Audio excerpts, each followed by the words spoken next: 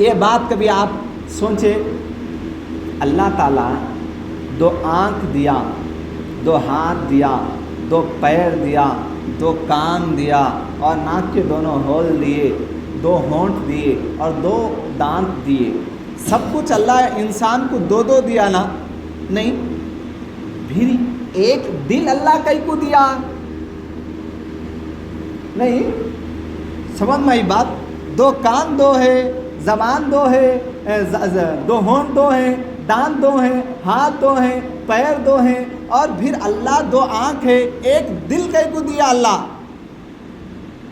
اللہ ایک دل اسی لیے دیا ایک خدا کی عبادت کریں اور اس کی محبت اس کے اندر بسا کر رکھیں، خوف خدا دل کے اندر ہو، دل کی خوشی گہرائیوں سے اس کی عبادت کریں، اسی لیے اللہ ایک دل دیا۔ اب ہمارے کالج کے بچیاں کو پوچھو دل کہیں کو دیا، تو محبوبہ تمہارے لیے میرا دل ہے، ساری کائنات تم ہی ہو۔ ان بچی ٹھہرتی ہے، اس کے بعد گول یوں گھوم کو بولتا میری ساری دنیا میری کائنات تم ہی ہے۔ ارے گھگو، جب کائنات ان رہے وقت کھاتا کیوں ٹن ٹن؟ پیتا کیوں؟ اوڑھتا کیوں؟ سوتا کیوں؟ یہ سب سوال کرو تو پھر ختم ہو جائے گا اس کا معاملہ۔ دل کسی سے لگاؤ، دل لگانے کے لیے نہیں آیا پیارے، وہ آیا تو آیا خدا سے دل لگانے کے لیے آیا۔ خدا سے دل لگا کے دیکھ بھی تو مزہ ہی مزہ کچھ اور ہے۔ لیکن جب دل میں خدا اتر جاتا، جب دل میں خدا کی محبت آ جاتی تو اس کو ہر دنیا کی چیز غلط نظر آ جاتی۔ نماز کا چھوڑنا غلط آ جائے گا، اور کسی کو دھوکہ دینا غلط سمجھ میں آئے گا، اور کسی کی رشوت کا کھانا غلط سمجھ میں آئے گا، اور کسی کو گالی گلوچ دینا، کسی کو دھوکہ دینا یا کسی کے ساتھ بدتمیزی بے حرمتی کرنا سب سمجھ میں آ جائے گا۔ یہ دل اللہ کی محبت سے مردہ ہو چکا ہے، ایمان سے مردہ ہو چکا ہے، جس کی نسبت یہ ہے کہ ہم لوگوں کو دھوکہ دے رہے ہیں، لوگوں کو ہم جھوٹ بول رہے ہیں، لوگوں کو غلط راستوں پر لے جا رہے ہیں، لوگوں کو غلط طرف بھٹکا رہے ہیں، لوگوں کو غلط افواہیں پھیلا رہے ہیں۔ میرے دوستو، یہ دل اس لیے نہیں آیا، یہ دل ہمارے بزنس کا کاروبار بننے کے لیے نہیں آیا، یہ اللہ کی طرف منتقل کرنے کے لیے آیا۔ اسی لیے اللہ ایک دل کو انسان کو دیا۔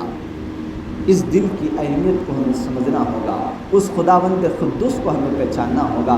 ماں کے 9 مہینے کوکھ کے اندر رکھنے والا خدا کہ یہ مت بھولنا کہ ماں کی خوشیاں، باپ کی خوشیاں چل رہی ہے کہ 9 مہینے مکمل ہوئے، عین وقت ولادت کے وقت میں جب آیا تو اولاد مردہ ہو کے آیا، تو سوچ یہ دینے والی، اس تک یہاں تک اتارنے والی ذات کس کی ہے؟ موت و زندگی دینے والا کون ہے؟ ڈاکٹر یہ کہہ دیے آخری وقت ہے، آخری لمحے ہیں، ختم ہو چکا ہے، مر چکا ہے، لیکن عجیب کرشمہ خدا کا یہ ہوتا ہے کہ اللہ تعالیٰ نے اس کو پھر سے زندگی عطا فرماتے ہیں۔ اللہ کی شان ہے۔ جانے والا، ارے اب بھی موت آ جاتی تھی رے باپ، اماں بچ کو نکلیا، بولتا ہوں بھی تھوڑی دور جانے کے بعد کیا کی ایک کھو کو مر کو جاتا، بچ کو نکلا تھا جا نکالا تھا خدا۔ ارے بابا، تیرے موت یہاں نہیں ہے، وہاں ہے، اسی لیے وہاں بچایا، وہاں خدا موت دلایا۔ ہم کہتے ہیں فلاں فلاں، لیکن فلاں فلاں کچھ نہیں، موت جہاں آنا ہے وہاں آ کر رہے گی۔ آنے سے پہلے ہمیں صبر جانا۔ بولتے نہیں بولتے، ہندوؤں میں مثال ہے، تیلگو میں کیا مثال دیتے لوگ؟ چراغ رہتے کہ گھر سمیٹ لینا، چراغ ختم ہو گیا،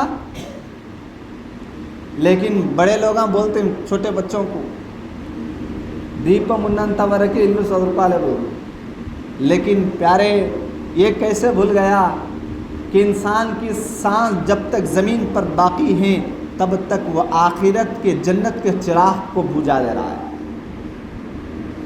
جب تک انسان زندہ ہے زمین پر اللہ نے اس کے حیات رکھی، تب تک موت نہیں دیا جب تک وہ زندہ ہیں۔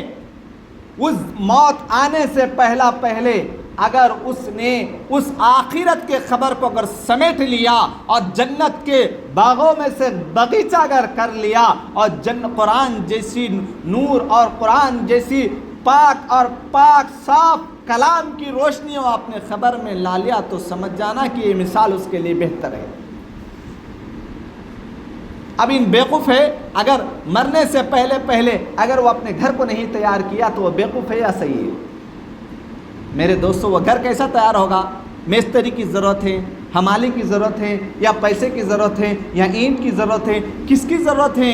ضرورت ہے تو بندے کے سجدوں کی ضرورت ہے۔ تو ایک ایک سجدہ کرتا جا، ایک ایک بنیاد کا بندڑ اور ایک ایک بنیاد کا گنیٹ اور ایک ایک اینٹ کی دیوار کی اینٹ وہاں لگتا جائے گی۔ اللہ